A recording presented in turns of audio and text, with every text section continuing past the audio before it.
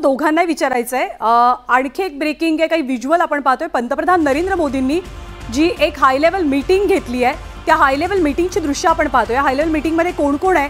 सैन्य दलाचे अधिकारी आहेत, वायुसेनेचे अधिकारी आहेत, अजित डोवाल आहेत, देशाचे संरक्षण मंत्री आहेत। एक्सक्लुझिव्ह दृश्य, एक्सक्लुझिव्ह फुटेज आपण पाहतोय सध्या। आणि सातत्यानं जी परिस्थिती बदलत चालली आहे त्याच्याबद्दलचं मंथन, पुढच्या परिस्थितीला सामोरं जाण्यासाठीची रणनीती, हे सगळं आखलं जातंय।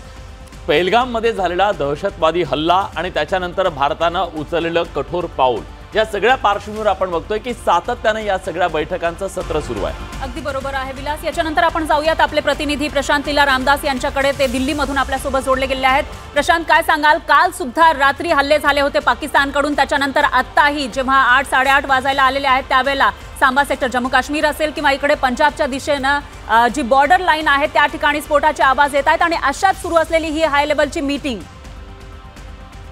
बरोबर आहे। पंतप्रधान नरेंद्र मोदी यांच्या निवासस्थानी एक अत्यंत महत्त्वाची बैठक सुरू आहे। या बैठकीमध्ये केंद्रीय संरक्षण मंत्री राजनाथ सिंह उपस्थित आहेत, त्याशिवाय तीन सैन्य दलाचे प्रमुख ते देखील उपस्थित आहेत। महत्त्वाचं म्हणजे जर बघितलं, एकीकडे पंतप्रधान नरेंद्र मोदी यांची बैठक सुरू आहे आणि बैठकीच्या दरम्यान सांबा असो, पूंछ असो, या भागामध्ये जोरदार आवाज येत असल्याची माहिती पुढे आलेली आहे।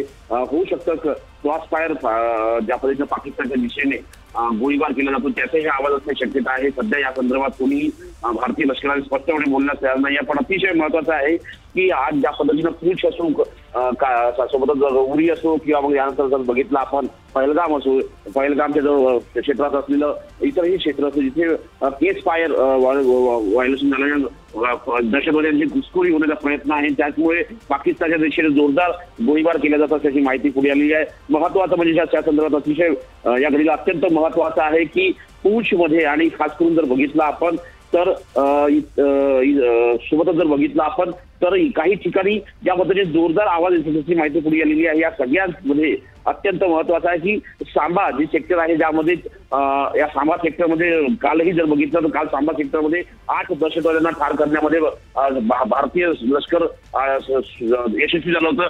सीमा सुरक्षा दलाने ही कारवाई केली होती। आज त्याच भागामध्ये पुन्हा जोरदार आवाज येत असल्याची माहिती पुढे आली आहे। त्यामुळे या घडीला अत्यंत महत्त्वाचं आहे की एकीकडे पंतप्रधान नरेंद्र मोदी यांची बैठक सुरू आहे, फिरोजपूरच्या आसमानामध्ये, फिरोजपूरच्या आभाळामध्ये देखील जोरदार आवाज येत असल्याची माहिती पुढे आली आहे। जम्मू आणि काश्मीरमध्ये जर बघितलं, खास करून जम्मू या सेक्टर